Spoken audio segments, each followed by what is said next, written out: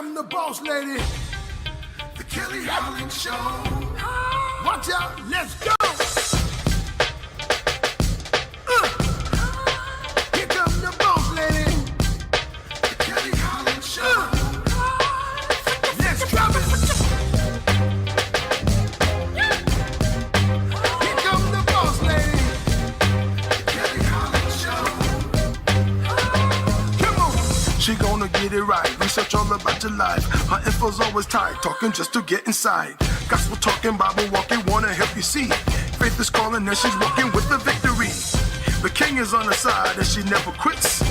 Put you on the show and you reminisce. Creative to the point where she's making hits. Business savvy is a Kelly, are you getting this? The Kelly Holland Show. I'm liking this. The Kelly Holland Show. Come on, y'all.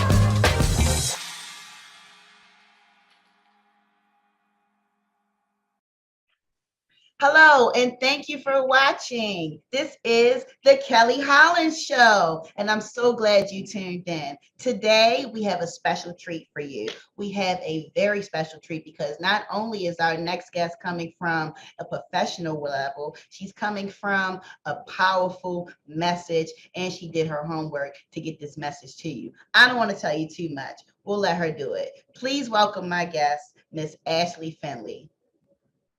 Hi, how y'all doing? Hello, Miss Finley. How are you? I'm doing amazing. How are you, Miss Kelly? I am well, and thank you for joining us today. It is such a pleasure to have you. Please let our viewers know who you are, Miss Thing, and what it is that you do. Let them know. Well, I am Ashley Finley. I am a mother of two energetic boys. I'm a wife. I'm an entrepreneur. I'm a children's book author with a background in social work and education. So everything mental wellness, Black excellence, I'm all about it. Absolutely. And you have some new projects that you were able to put out. Please let our viewers know what you'll be talking about today. Yes, so today I'll be talking about my two books. The first is called J's Secret Ingredients, a recipe for managing feelings. And it is about a young girl who learns how to manage her emotions while baking with her grandmother. And the second is called No Limits, a story celebrating the unconditional love of a father. And that's all about celebrating unconditional love, like the title says, with Black fathers and Black sons. Thank you so much. These are topics that are very prevalent in our neighborhoods right now. Our communities are thirsty for this type of information. A lot of times we are often raised by other family members or we're lacking the presence of our fathers. So I am grateful that you were able to take the standpoint to write these books today. But before I ask you any further questions about your books, I am so curious about the journey as to how you even got to a point to want to write. Please start us off from point A. Ooh, what a journey. It has been an amazing journey. For me, I think it all began when I was a young child. I used to always feel like I hated reading. Like it just wasn't my thing. Everybody had their thing and reading was not mine, okay? But the truth was like, I just didn't connect with the characters that I had in the book available. Like I would read them and it's just not my thing. So I grew up thinking like reading wasn't my thing. And so that's what makes this part of my journey so much more impactful and special for me, is because now I get to create those books that I needed as a child. I get to create those books that I want my children to read with lessons that I feel like are very important. My background is also in education. I was a teacher as well as a clinical social worker. Okay, so I she has did the skills to write this information. She is dealing with these youth and young adults, okay, on a personal level, on a professional level. She is in the field, and so this is not opinions being written. This is not a lonely and broken heart being written. This is what we are dealing with on a regular basis. So I'm so glad that you were able to channel this information into something that's tangible for us. Please continue. Yes, absolutely. So my background is actually in clinical social work. I hold a bachelor's of social work from the University of Texas at Arlington and a master's of social work from Barry University down in the 305 in Miami. And so, yes, So that's my background. I've done mental health therapy. I've done, then I'm a certified teacher as well. Currently, I'm a full-time entrepreneur, full-time wife and mommy. So this is it for me. This is what I do. This is what I love.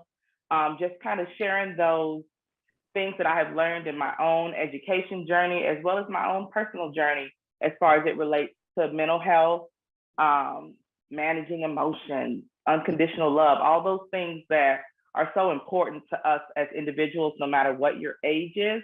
That's what I touch on in these two books. Absolutely. And I'm glad you did, because mental health was always overlooked. And I think it's to a point where we're starting to open the envelope. I think we've gotten to a point where it's not such a taboo subject. I think it's starting to be a lot more encouraged. I think parents are starting in their youth, and then maybe they're sliding in to get a little self-work, a little self-mending. I know I have definitely gone to counseling. I have definitely encouraged others to check in with their mental health. And when I do speak to others about just putting some time into yourself, putting some time into those thoughts, putting some time into not struggling with the battle of the mind, because that thing, ooh, child. Okay. So how are you able to relate to children as an adult when you're writing about these very sensitive topics? Oh, that is a great question. I think for me, first of all, a lot of the things that I've been writing about are things that I have learned in my journey, but I have learned them later on in my journey. So I always tell people I've been through a lot of trial and error, a little bit of trial. When I write these things, I really think about how I would have received them as a child. What's the way that you could have packaged this information and given it to me, so I didn't have to be 20, 25 years old trying to learn how to manage my feelings? How could I have taken that lesson as a 5, 10-year-old child and been able to use that growing forward? And I've also worked with children. I've taught 5th grade as well as 7th grade. So, and then I have Middle the school. we love them because they're amazing, but they're in that space where they're trying to take the lessons that they've learned and implement them. So I have that perspective as well. And then, like I say, I also have 2 kids who are 3 and 1. So we're at the very beginning stage. So I've got the very beginning stage with my kids. I've taught other kids and had interactions with other kids. And then I have my adult self. So I've taken all of that and tried to take that message that's so important and timeless and package it in a way that our kids can receive. And also that we can receive as adults as well, as we are reading and interacting with them, like, hey, I need to take a break. Like, I need to relax. This is how I can do that, just in a little subtle, kind of fun and heartfelt way. And people have really responded to the lessons in the books. Amen to that. I am so grateful and glad that you are publishing these types of materials. So let's talk about the journey that it takes to go from an idea to an actual product. Were you always thinking that you could do this writing project? Because you said you hated to read. Now all of a sudden, boom, we're an author. It's one thing to be a teacher, a social worker. She got her education, y'all, credentials set, no big deal. But now I'm an author. Totally different field. I mean, how do we go from thought to paper to book? Oh, that's a very common question that I get. Like, I want to do it. How do I do it? First, the easiest part is to just write. I think that is the easiest part of an author's journey, is writing. Go ahead and write. I actually did start writing as a young kid a little bit, and then I kind of ventured off, and again, felt like it wasn't my thing. It didn't pick it back up until recently. And so that's the first thing you want to do, write. To get you an editor, decide what kind of book you want to write. What do you need? Do you need an illustrator? Is it a nonfiction book?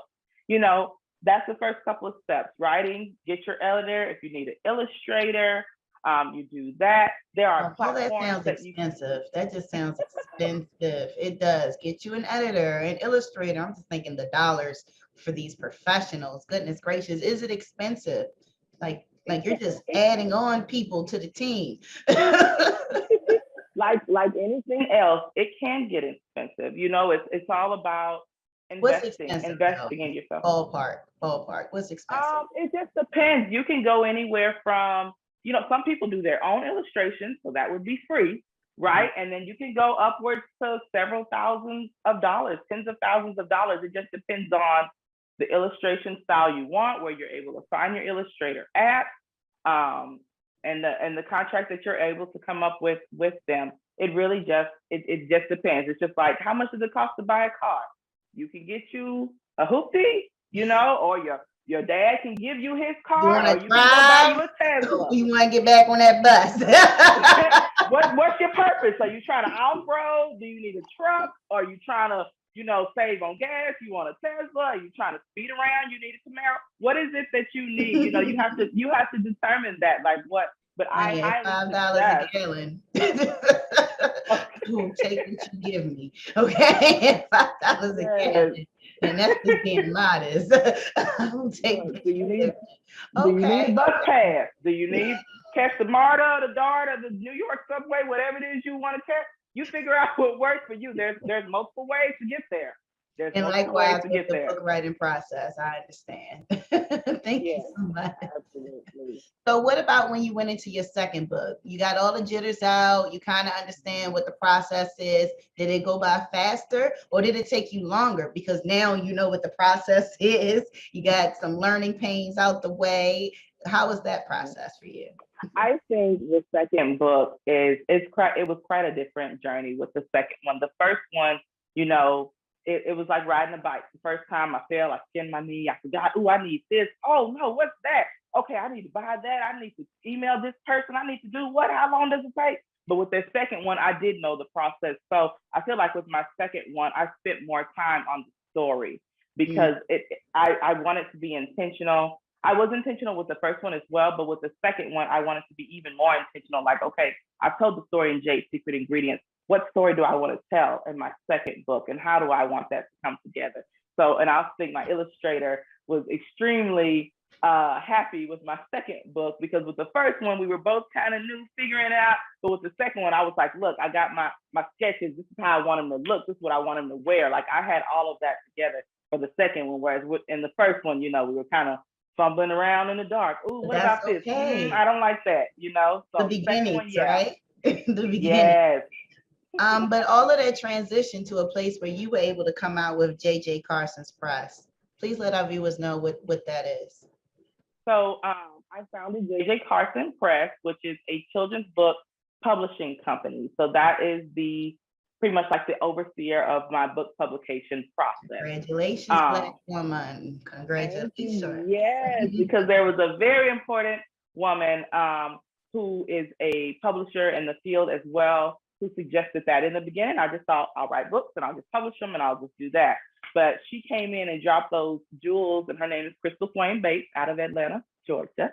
And she said, hey, you can have your own publishing company. That's another way to build generational wealth, which is one of the goals that I wanted from all of this.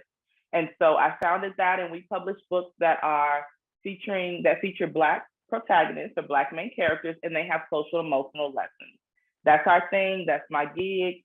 That's my niche, and I'm gonna stay in it. Okay, that's what I do. Exactly. See, that's my niche, and I like it, and I'm good at it. Okay. And we're certified. Thank you. But I wanted to touch on that because our business matters are so important. Some people, they just say, hey, I have a skill and I don't know all of that business stuff. And that's okay. Somebody is always available to help you. And so just like you said, hey, I just knew that I wanted to put out this project, but then I had this mentor over here and she said, listen, it's great that you have this project, but let's get your business in order and let's create that generational wealth as you stated. And it's so important that you mentioned that because in our community, we've been trained to work. We've been trained to get a job, do well in a company, and get promoted. And it's harder to get promoted when you look like us. And so it takes a little longer. And you get worn out, right? You get worn out. And corporate will suck you dry and say, here's a pension that was only invested within this company. Have a good day. We didn't teach you nothing about your money or your tenure. And you think you done did a good work. You done did a good deed. But no, there's so much more to this life. There's so much more that needs to be learned. And so I'm grateful for all of our creatives out here, our COVID creatives. Shout out to you all that came out and made something happen for yourselves. Shout out to all the creatives that said, hey, there's greater in me that is in this world, and I'm going to show you all. Shout out to everybody that said, hey, I can do this. I'm going to get up. I'm going to put one foot forward. The resources I don't have now will not hold me back. I will get to it. And that's just how you get it done. And so shout out to you, Miss Ashley Finley, for making sure you said, listen, I have a desire to reach out to a particular audience about a particular subject. And I want to make sure that they can understand it. So how do you talk to children? Wait a minute, I know I asked you that, but like really, how do you talk to children? I know I could say what I want to say to adults, but I don't know how to package that. You know what I mean? For children. You know, I know it's relatable, but when I want to give a message, auntie, it's not always children appropriate. So you know, children, I think sometimes we don't give them enough credit. There are so many things that they pick up on that they may or may not be able to verbalize to us. But if we watch their actions, we will see what they really know. Like, for example, my 3-year-old. So he's 3. He's 3. He's 3. Okay. And what do 3-year-olds do? They do what we do. So what I learned when he was about 2 years old was, okay, he's watching me and he's mimicking what I'm doing, whether or not he could verbalize it and say, oh, mom, you do this, so I'm going to do this. He's doing that. So when I'm working with him, I have to remember my actions speak louder than my words sometimes. And so if I wanted to work with him, like one of the things that we work on together is calming down, taking a deep breath, counting and calming our bodies down. The easiest way to work with him on that was to demonstrate it. So when I get flustered, when something's going on, I say, ooh, mama needs to calm down. Can you help mama calm down? Let's calm down.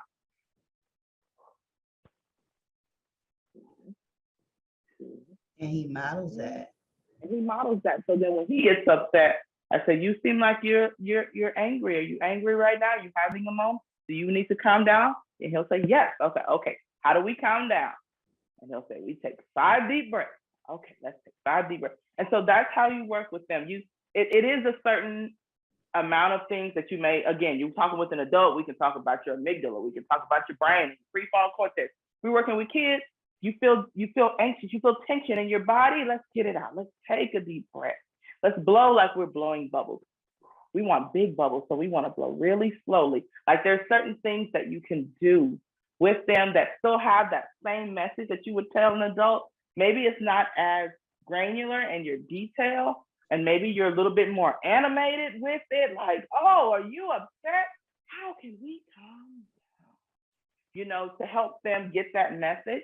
But kids are super, super intelligent, and they pick up on things, and we don't always realize it. So we just really have to take the time, maybe scale it back a little bit to the bones of the message, animate it a little bit, make it funny, make it exciting, make it a game, and then go from there. And they really absorb it really, really well when I produce it that way, produce the message in that way. Wonderful. You even got me to calm down. But but no, you're absolutely right. And I love that you're teaching him to acknowledge his emotions and his feelings at such a young age. Some parents, they'd be like, get over there and sit down and stop that crying. And that's all you get. So that's all you get. You just sitting there tight and angry. You don't know what to do. They throw a cell phone at him to play on the phone. And then they we sit become there adults, working at our know how to working. Yes, and we become adults. We become adults who don't know what to do when we get angry. So we go eat a cupcake. So we go on our phone for 3 hours. So then we don't talk to anybody. We don't say anything. We don't want to talk. Oh, we got mad at them. So now we don't talk to them no more because we mad. You know, we just need to, we have to figure out ways. And that's why Jay's secret ingredients, a recipe for managing feelings, really, really, I feel like resonates with adults because it's 9 simple strategies about how to manage your emotions, taking a break, being patient, keep trying, all of those things. Like when I go through that and I read that book as a read aloud to kids often, it reminds me when I'm working, overworking, hey, we need to take a break. I got a lot of things to do and they're important, but my mental health and my own mental space is just as important. And if I hope to be successful and to have longevity, I've got to find some balance or a good rhythm. And today is Netflix day, and we're not working on book stuff tonight. It needs to be done, and it will be, but it won't be today, because today I'm going to be productive in investing in myself. So that is just super important, and that those little nits, the little tidbits are important for our kids, but they're important for us as well, because many of us didn't learn those things. You're absolutely right. And if we did learn it, it wasn't in that manner, or it was as adults. You gathered it through your life experiences. Like, you know what, not today, Satan. You know, we come up with these sayings. But tell us more about your second book. Yes.